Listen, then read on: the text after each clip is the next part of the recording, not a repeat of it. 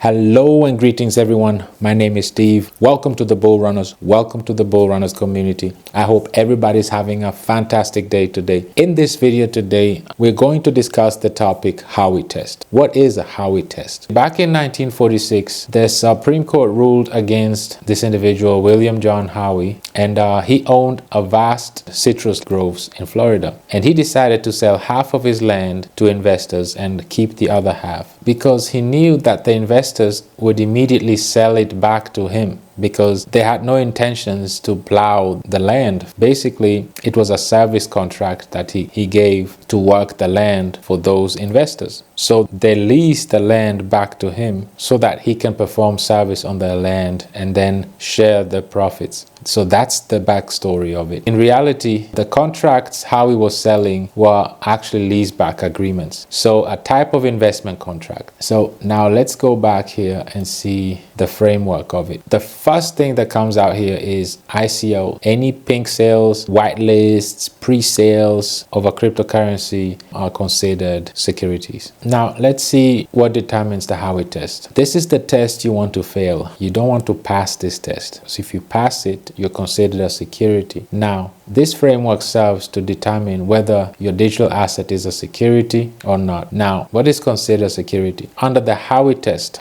an investment contract exists when there is an investment of money in a common enterprise with a reasonable expectation of profit to be derived from the efforts of others. And also, the tricky part here is whether a particular digital asset at that time of its offer or sale satisfies the Howey test depends on the specific facts and circumstance. But now let's get into the thick of things. These are the 4 items that determine that. The first one is an investment of money. There has to be an investment of some sort or some exchange of funds. Like it says here, typically satisfied through an offer and sale of a digital asset because the digital asset is purchased or otherwise acquired in exchange for value. So that's the first thing. Now the second one is a common enterprise. Common enterprise is basically it's a corporation or any legally structured organization. Now the other one is a reasonable expectation of profits derived from the efforts of others. For example, the active participant, the dev, is essentially executing managerial efforts that affect the success of the enterprise and reliance on the efforts of others. So what's looked at here, of course, is whether the success or failure of the project relies on an identifiable individual and whether those managerial efforts of that individual determine the success or failure of the project. What's essential here also to note is that whether the active participant, the dev, is responsible for the development, improvement, enhancement, operation, promotion of the digital assets, and whether the CEO or the marketer or the director or the dev has to put in excessive efforts to bring value to the digital assets to achieve or retain its intended purpose or functionality. Now, another key aspect to identify here is that the digital asset, is it still in development and the network or digital asset is not fully functional at the time of the offer or sale. Purchasers will reasonably expect the active participant, the CEO, the founder, the dev, to further develop the functionality of the network or digital asset. This is the test you want to fail, but you pass it whether there was an investment of money in a common enterprise and there's a reasonable expectation of profits. As an investor, you expect your return on investment, and this is identified by the purchaser of that digital asset expect and rely on the efforts of an individual. And the second part of it is that where the failure or success of the digital assets single-handedly depend on the efforts of this individual and how much impact that individual has in the failure or success of the digital asset. So these are items that are important to be understood. It's really still in the gray area. It's not so clear-cut. However, in a nutshell, I hope this was informational to you and you have a better idea of what the Howey test is and what are the 3 elements considered to be a security or not. This is the test you want to fail. You don't want to pass this test. The more decentralized the project is, of course, the better. because as we saw earlier this week, MICA had just passed a framework where they say that as long as you're decentralized, you don't have to abide by these regulations, and you'll be exempt as long as your project is decentralized enough. But what is decentralized enough? That's the question that everybody's still asking themselves. So I hope this information was valuable to you.